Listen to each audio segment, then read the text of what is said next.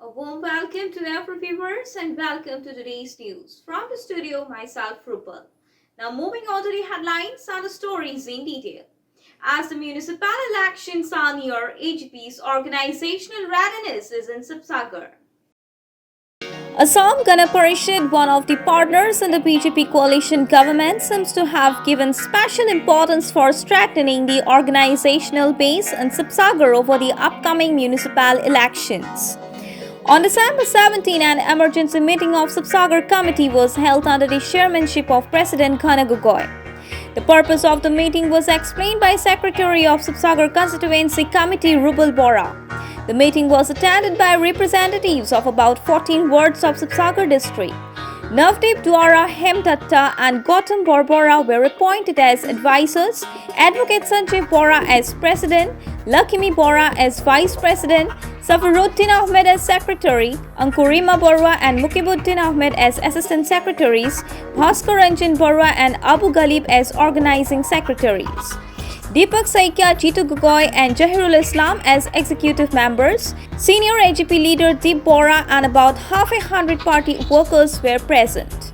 আগন্তুক পৌৰসভা নিৰ্বাচনৰ বাবে আমি শিৱসাগৰ নগৰ সমিতি এলেকাৰ ১৬টা ৱাৰ্ডৰ প্ৰতিনিধি উপস্থিত হৈ আজি এখন সভা অনুষ্ঠিত কৰিলোঁ আৰু এই সভাখনতে আমাৰ যিখন শিৱসাগৰ পৌৰসভা নগৰ পৰিষদখন যিখন আধৰুৱা হৈ আছিলে আমি আজি এখন পূৰ্ণাংগ কৰাৰ সিদ্ধান্তলৈ পূৰ্ণাংগ কৰিলোঁ আৰু এই নগৰ সমিতিখনৰ সভাপতি শ্ৰী সঞ্জীৱ বৰা ডাঙৰীয়া আৰু সম্পাদক শৰীফুদ্দিন আহমেদকে সম্পাদক হিচাপে লৈ এখন আমি প্ৰায় ৩১জনীয়া এখন কমিটি আজি গঠন কৰিলোঁ আৰু আমি ইয়াত খালি ৰাখিছোঁ যিখিনি বিষয় আছে সেই বিষয়খিনি অহা এসপ্তাহৰ ভিতৰত যিখন কাৰ্যনিৰ্বাহ সভা অনুষ্ঠিত হ'ব সেই কাৰ্যনিৰ্বাহ সভা সম্পূৰ্ণ পূৰ্ণাংগ কৰিম আৰু আমি দুটা প্ৰস্তাৱ লৈছোঁ এটা প্ৰথম প্ৰস্তাৱটো হৈছে যে ১৪টা ৱাৰ্ডতে আমি অসম গণ পৰিষদৰ ফালৰ পৰা প্ৰাৰ্থী থিয় কৰাম আৰু ১৪টা ৱাৰ্ডত আমি প্ৰাৰ্থী দিম আৰু ১৪টা ৱাৰ্ডত আমি নিৰ্বাচন অংশগ্ৰহণ কৰিম আৰু ২ নম্বৰটা ৱাৰ্ডত হৈছে পৌৰসভা নিৰ্বাচনৰ প্ৰতি লক্ষ্য ৰাখি আমাৰ অহা জানুৱাৰী মাহৰ প্ৰথম সপ্তাহতে আমি অসম গণ পৰিষদৰ এটা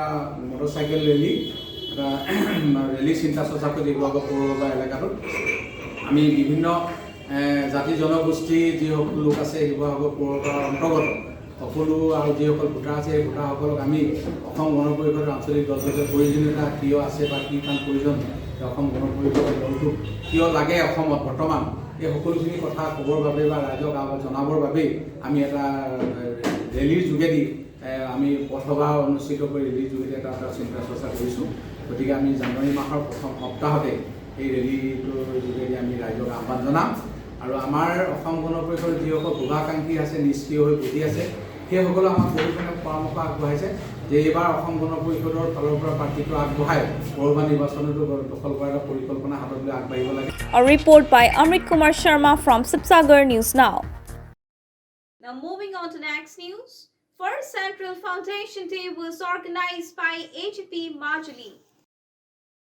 The second day of the colorful program begins at Rangasahi in Majuli with the Assam National Council Party Central Foundation Day program. The Central Foundation Day program on 16 December was organized at the ground of Sonariati Medium School in collaboration with Rangasahi Regional Committee under the initiative of Assam National Council Majuli District Committee.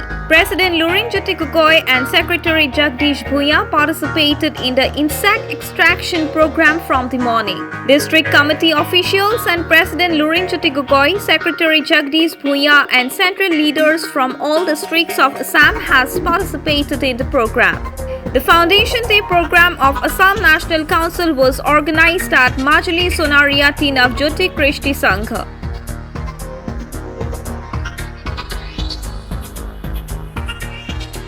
আমাৰ প্ৰতিষ্ঠা দিৱসৰ লগত আমাৰ মাজুলী উপনিৰ্বাচনৰ কোনো সম্পৰ্ক নাই। প্ৰতিষ্ঠা দিৱস আমাৰ জাতীয় স্বাভিমানৰ এটা বুনিয়াদ, এটা ধাৰা। উপনিৰ্বাচন ৰাজনৈতিক ধাৰা। আমাৰ দল কেৱল ৰাজনৈতিক উদ্দেশ্যলৈ জন্ম হোৱা নাছিল। শাসন লৈ নিৰ্বাচন খেলাৰ, শাসন দখল কৰা অকল সেইটো একমাত্ৰ উদ্দেশ্য নাছিল। দলৰ জন্মলগ্নৰ পৰা আমি বাৰম্বাৰ ঘোষণা কৰিছোঁ যে অসমীয়া জাতীয় জীৱনৰ মৰ্যাদা আৰু স্বাভিমান অসমৰ মাটিত ৰাজনৈতিকভাৱে প্ৰতিষ্ঠা কৰাৰ সংকল্প অংগীকাৰলৈ আমাৰ দল জন্ম হৈছিল আৰু সেইবাবে আৰু সেই ধৰণে আমি আগুৱাই গৈ আছোঁ। যোৱা নিৰ্বাচনত আমি পৰাভূত হোৱাৰ পাছতো বিৰতিহীনভাৱে এটা দিনো অপেক্ষা নকৰে, এটা দিনো আমি জিৰণি নোলোৱাকৈ আমাৰ দলে অসমৰ প্ৰতিটো জাতীয় সমস্যাত আমি শক্তিশালীভাৱে নিজৰ পদক্ষেপ গ্ৰহণ কৰিছোঁ, আমি শক্তিশালীভাৱে ভূমিকা গ্ৰহণ কৰিছোঁ। গতিকে আপোচবিহীন যিটো ৰাজনৈতিক সংগ্ৰাম, এই সংগ্ৰাম সদায় ভৱিষ্যতলৈ আগুৱাই গৈ থাকিব। গতিকে উপনিৰ্বাচন আহিব, উপনিৰ্বাচন যাব, নিৰ্বাচন এটা বেলেগ কথা। ৰাজনৈতিক দল যেতিয়া নিৰ্বাচনৰ প্ৰতিদ্বন্দ্বিতা কৰিম সেইটো সুকীয়া কথা, কিন্তু প্ৰতিষ্ঠা দিৱস আমাৰ স্বাভিমান আৰু মৰ্যাদাৰ এক বুনিয়াদ। এটা বছৰ আমি বিভিন্ন ঘাট প্ৰতিঘাত সংঘাত বিভিন্ন কূটকৌশল ৰাজনৈতিক চক্ৰান্ত ষড়যন্ত্ৰৰ বিপৰীতে অসমৰ জনসাধাৰণৰ আশীষ লৈ দলৰ কৰ্মীসকল ঐকান্তিক প্ৰচেষ্টাৰ ফলশ্ৰুতিত আমি এটা বছৰ সম্পূৰ্ণ কৰিলোঁ।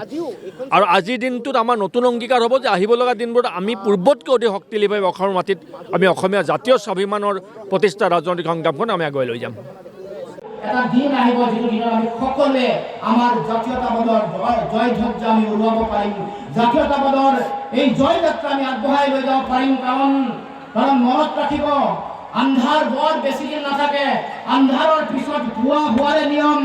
গতিকে আন্ধাৰৰ এই যিটো অৱস্থা, এই আন্ধাৰৰ এই অৱস্থাত আমি পুৱাৰ অপেক্ষাৰে আমি সংগ্ৰাম অব্যাহত ৰাখিব লাগিব। কিন্তু কেৱল আন্ধাৰ হোৱাৰ পাছত নিয়মীয়াভাৱে পোহৰ আহিব বুলি আমি কেৱল মাত্ৰ হাত সাৱটি বহি থাকিলে আমাৰ কাম নহ'ব। গতিকে মই সকলোৰে প্ৰতি আহ্বান জনাইছোঁ যাতে এই যিটো ভয়াৱহতা চাৰিওফালে আইনৰ শাসনৰ বিৰুদ্ধে চাৰিওফালে মানুহৰ ওপৰত অন্যায় অত্যাচাৰ চলি আছে, বিভিন্ন ধৰণে নিজা মনে ভবা ধৰণে বিভিন্ন কাম কাজ চলি আছে, সাম্প্ৰদায়িকতাৰ বিষাবত পৰে, সমাজ ভাঙি থান বান কৰি দিব খুজিছে।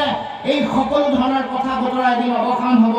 সকলো ধৰণৰ শাসক বিভিন্ন হিটলাৰৰ এদিন অৱসান হৈছিল, মুছলিনীৰ এদিন অৱসান হৈছিল, ইন্দিৰা গান্ধীৰ অহংকাৰ এদিন দৰ্পশূন্য হৈছিল।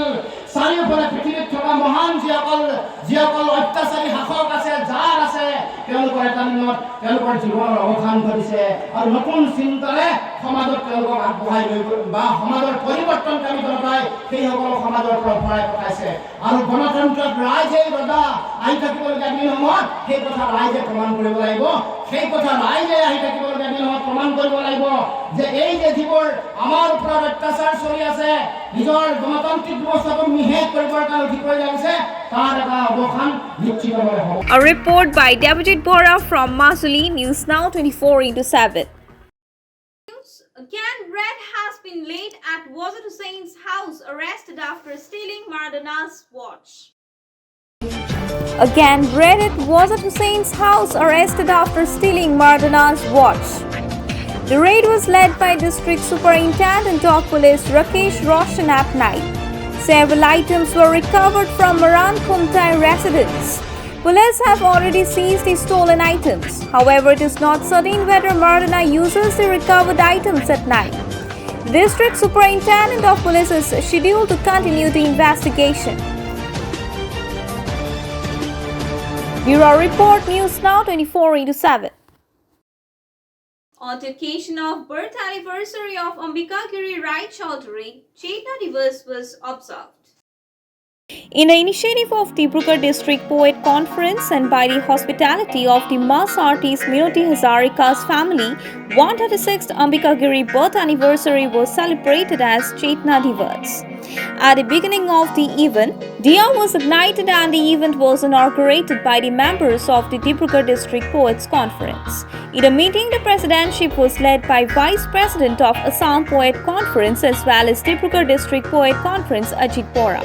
In the meeting, the presidentship was led by the Vice President of Assam Poet Sammelan as well as Dibrugarh District Poet Sammelan Ajit Bora. The highlight of the event is the poetry reading program on the language culture of the country. Every poet present, in parallel with felicitating the mass artist Minoti Hazarika, handed over a letter of affection.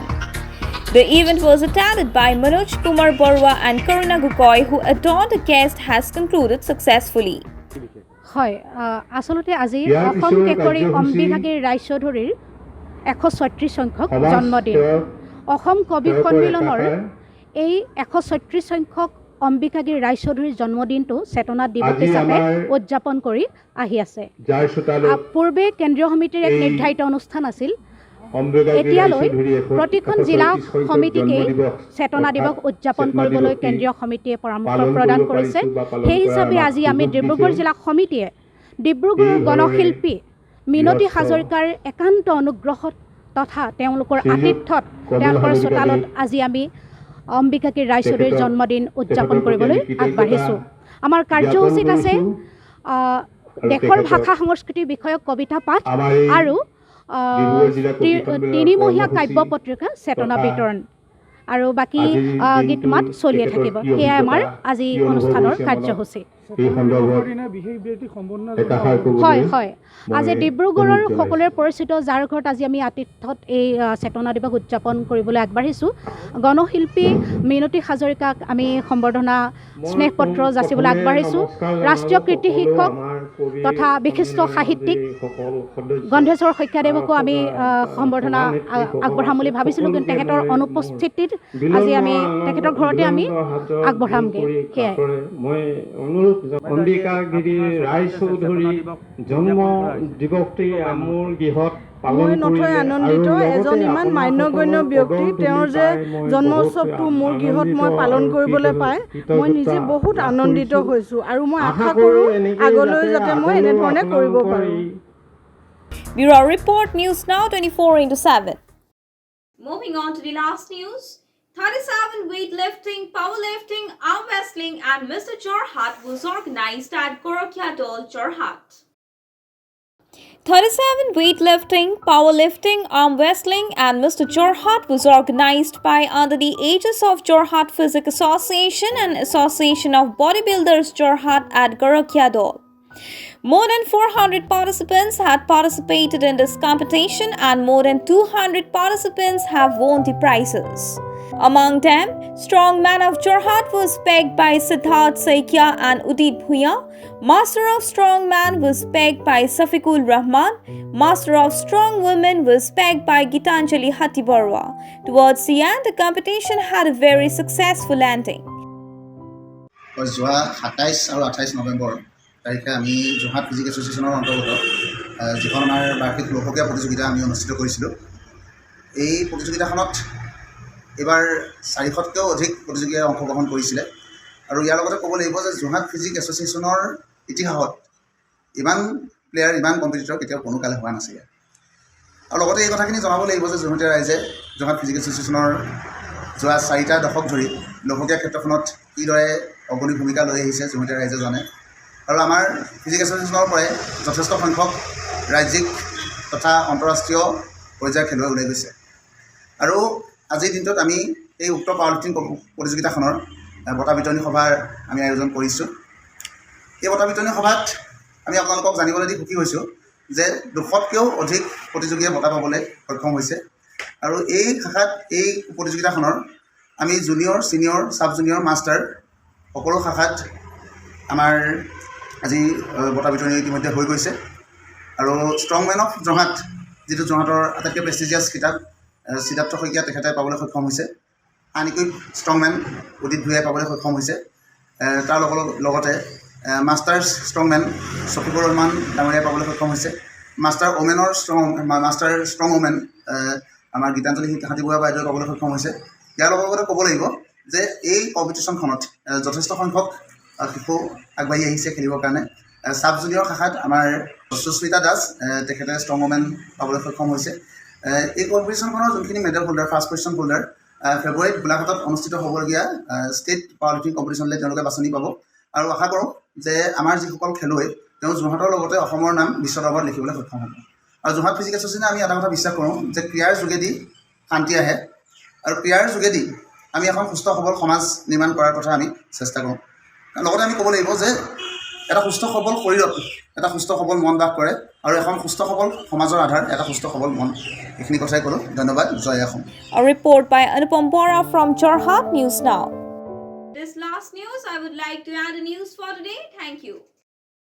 Traveler ICU ambulance with ventilator, defibrillator, oxygen monitor, etc. Our contact number is 700-21-573-85. We are always ready for help to your family.